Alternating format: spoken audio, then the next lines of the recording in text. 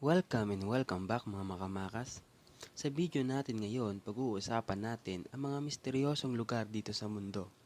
Pero bago yon, kung mahilig ka sa mga gantong video, huwag mong kalimutang i-click ang subscribe. Click mo na rin ang notification bell para lagi kang updated sa mga bagong ilalabas na video kagaya nito. Number 5. Sumatra Island. Sa karagatan ng India, may isang isla na nabibilang sa alien planet. Ito ang Socotra Island. Ang Socotra Island ay maituturing na nabibilang sa ibang planeta dahil sa mga misteryosong nabubuhay dito at sa itsura nito. Kagaya na lamang ng floating tree at dragon blood tree na sa unang tingin ay para itong malaking payong o kabote. Meron din ditong battle tree na animoy isang malaking bote na may maliit na mga sanga at magagandang bulaklak.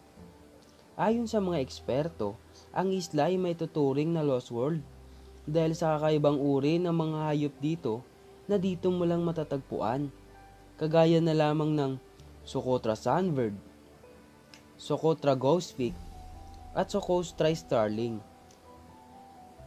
na ngayon ay pinag-aaralan pa din ng mga eksperto ang kakaibang mga puno at mga hayop na naninirahan dito.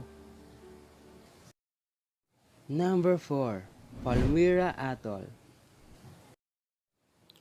Ang Palmyra Atoll ay hindi isang isla ng lupa. Ito ay nabuo sa form ng coral na nasa pagitan ng American Samoa at Hawaii. Ang isla ay punong-puno ng mga kwento at misteryo dahil madami nang nababalita pagkawala ng mga barkong dumadaan dito. At ayon sa mga nakaligtas, sinasabi nila na ang lugar ay nakakatakot at nakakapangilabot dahil meron daw ditong mga multo at lumulutang na liwanag. At marami din ditong sea monster. Ayon sa mga kwento-kwento, ang Palmyra Atoll ay may isang barkong lumubog na punong-puno ng kayamanan na binabantayan ng isang malaking pating. At nang dahil nga sa mga balitang ito ay madalang na mga barkong dumadaan dito. Number 3. Island of Dal. Sa South Mexico City, sa pagitan ng Xochimilco, matatagpuan ng Island of Dal o mas kilala bilang Isla de las Monecas na itinuturing na floating island. Ang isla ay may misteryosong kwento kung bakit ito puno ng mga manika. Ang kwento ng isla ay ito. Isang araw, natagpuan ng isang lalaki ang isang batang babae na nasawi sa matinding trahedya sa ilog ng isla. Sa di kalayuan, nakita niya ang lumulutong na manika at kinuha niya ito. Sinabit niya ito sa puno bilang paggalang sa kaluluwa ng bata dahil naniniwala siya na sa batang babae ito. Ilang araw ang nagdaan, ang kaluluwa ng bata ay nagmumulto. Kaya naman, mas madaming manika ang sinabit niya.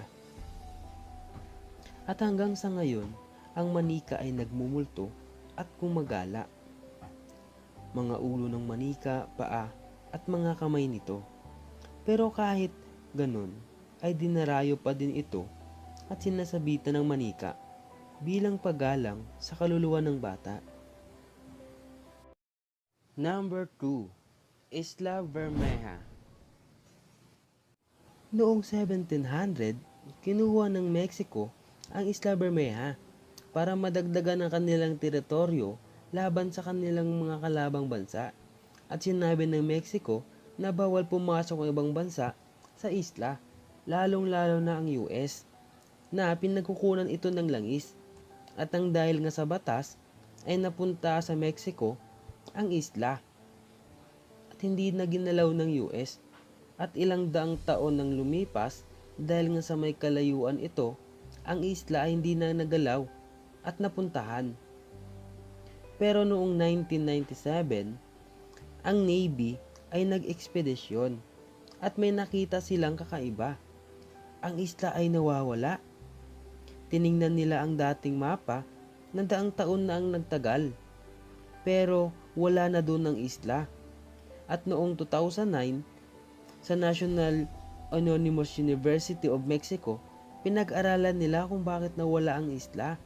Ginamit nila ang radar maging ang sensor, panglupa at pangdagat, pero di nila ito makita. Ang malaking tanong ngayon ay, anong nangyari sa isla? At paano ito nawala? Number 1. Floating Island. Isang lumulutang na miwagang isla ang natuklasan sa hilagang silangan ng Argentina.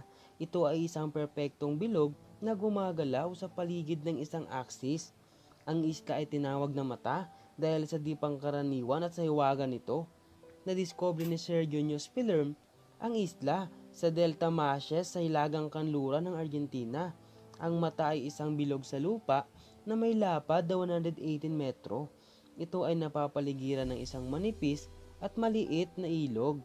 At ayon sa pag-aaral, ang isla ay bukas sa sarili nilang aksis at natuklasan nila na ang bilog sa isla ay gumagalaw at bumabaling sa sarili nitong aksis at sa di maipaliwanag na dahilan, ang tubig sa isla ay sobrang linaw at sobrang lamig.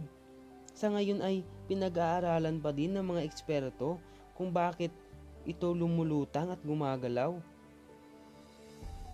Ilan lamang ito sa mga misteryosong isla sa mundo, kaya naman masasabing ang mundo natin ay sobrang hiwaga. Pero bago yun, kung mahilig ka sa mga gantong video, huwag mong kalimutan i-click ang subscribe. Click mo na rin ang notification bell para lagi kang updated sa mga bago kong ilalabas na video.